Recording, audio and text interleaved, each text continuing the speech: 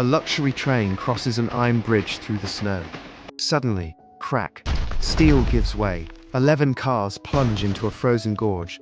Flames erupt from overturned stoves. More than half perish. Who trusted that bridge? This is the Ashtabula disaster.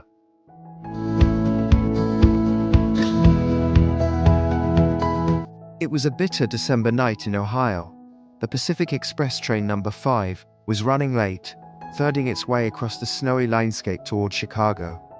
Between tracks lay a deep gorge carved by the Ashtabula River. Above it stood a daring iron bridge, one engineer said was experimental. Around 7:30 p.m., the train entered the span.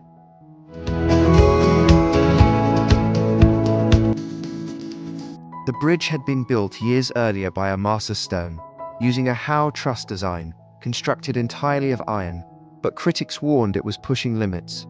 Joseph Tomlinson, the bridge engineer, had warned that some components, cords, braces, angle blocks, were under-designed. Those warnings went unheeded.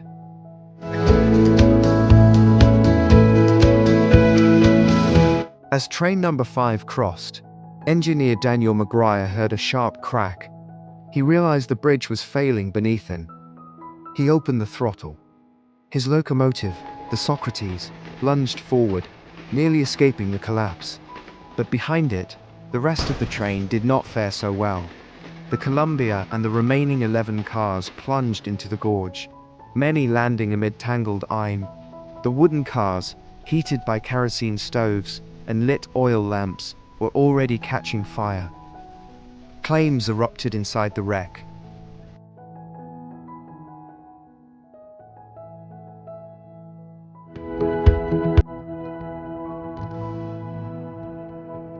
Darkness and blinding snow hampered rescue. Many survivors lay trapped beneath wreckage, while others drowned or burned. The town's volunteer fire companies attempted to respond, but arrived too late or hesitated. Some refused to fight the flames. Others arrived dragging equipment through deep drifts. The burning cars were nearly impossible to access.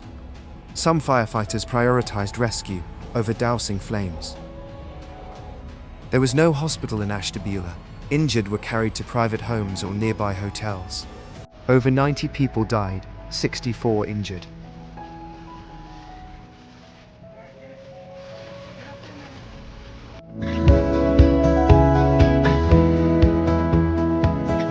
A coroner's jury convened within days.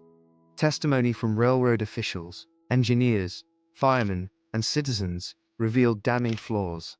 Their conclusions: the bridge was poorly designed, badly constructed, and inadequately inspected.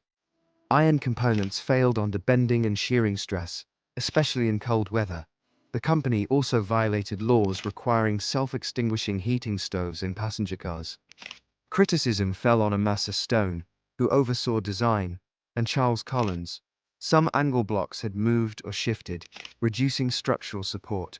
The railroad company and Stone were held responsible. The fire companies were also blamed for delayed action.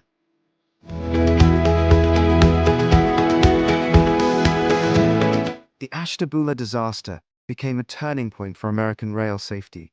A hospital was established near the site. Ohio and other states tightened inspection regimes, required safer heating standards, and rethought iron-only long-span bridges. The event also spurred federal oversight of fatal railroad accidents. Bridge design doctrine shifted. Engineers grew cautious of all iron truss spans without redundancy. National mechanisms for accident investigation eventually followed. Today's modern bridges use stronger materials, redundancy, real-time sensors, predictive maintenance. Ashtabula's tragedy taught Americans a harsh lesson in hubris and design. But death by fire and steel wasn't limited to bridges. Next episode, Britain's deadliest rail crash at Quinton Hill, where human error and signaling blunders combined in catastrophic fashion.